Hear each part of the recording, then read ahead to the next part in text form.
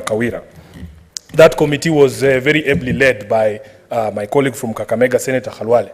Mr. Speaker, I have come to be convinced that in fact the committee way is the best way when it comes to impeachment of governor, and I'll give the reasons as to my position. Firstly, Mr. Speaker, this is a serious matter, not just for the governor herself, but also for the people of Meru. As a firm believer in devolution myself, I want counties to work. We fight every day here to get extra resources for these counties, for them to be able to work.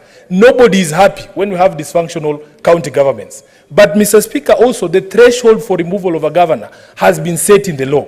It is the responsibility of this House, Mr. Speaker, to find out whether on the facts and the evidence that threshold has been made. And in my submission, Mr. Speaker, it is close to impossible in an interrogation such as the one that happens in plenary to establish the facts and the law of the allegations and whether that threshold has been met. Number two, Mr. Speaker, I believe that that responsibility of oversight of counties, and especially of impeachment of governors, is placed on the entire House, all the 67 of us. I do not see why, for instance, anyone would want to strip themselves of a role in this process by refusing the committee way. Because, Mr. Speaker, one unique thing about the committee way is the only opportunity that our nominated colleagues get an opportunity to have a say in a matter as important as the impeachment of a governor. If you do not go the committee way, Mr. Speaker, as you know, when it comes to voting... Order, Senator Gloria. Proceed, Senator Sifuna. When it comes to voting, Mr. Speaker, only the heads of delegations at the plenary will get to vote. This is a matter that it should be common knowledge to anybody sitting in this House, unless you don't know where you are. Mr. Speaker, the point that I was making is this.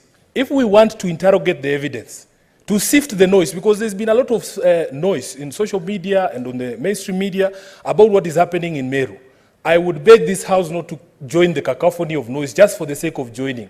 That we do a proper analysis of the evidence, we do a proper analysis of the facts, and reach a determination that will be in the best interest of the people of Meru. I have never experienced a plenary, but those of us, our colleagues who have been there, have advised that some of the privileges, like for instance, when we were sitting in the last committee, and Mr. Speaker, I honestly would wish that you bring Senator Cherargei to order, because he is in the habit of shouting at people when they are talking here. If he has a point of order, let him raise it in the manner Senator Cherargei, I'm giving you the final warning for the day.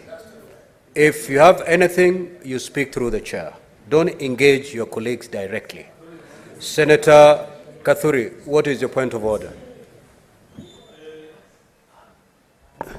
Thank you, Mr. Speaker. Mr. Speaker, the move and the second of this motion has severally mentioned Meru County, that they know what is best for Meru County. If there is anyone who knows what is best for Meru County, is none other than Kaduri Murungi. I wish they had consulted me, because they are advocating Meru issues in a very different manner.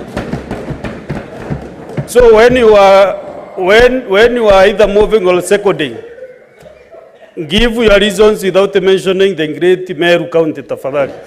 I beg. Senator Kathuri, that point of order is overruled. The role of the Senate is to offer oversight to all counties, including Meru.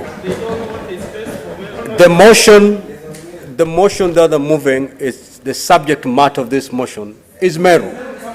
You cannot make any contribution without mentioning Meru. So, Senator Sifuna, kindly proceed to...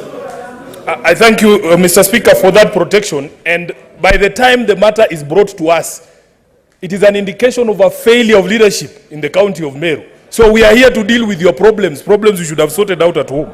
Mr. Speaker, let me conclude by saying that is the work of the Senate. It's a constitutional mandate of the Senate. Senator Sifuna, I will not allow you to start throwing jabs. Proceed to conclude. I conclude, Mr. Speaker, although the jab has already landed, I can see it's working, to withdraw the jab. Mr. Speaker, I want to beg this House that in fact, let us go the route of a committee that will enable us to be able to interrogate the facts, to interview witnesses. Senator Khalwale will bear me witness that the last time we were in this committee, similar committee, Mr. Speaker, The witnesses would take oath there, and you would subject them to cross-examination. And the people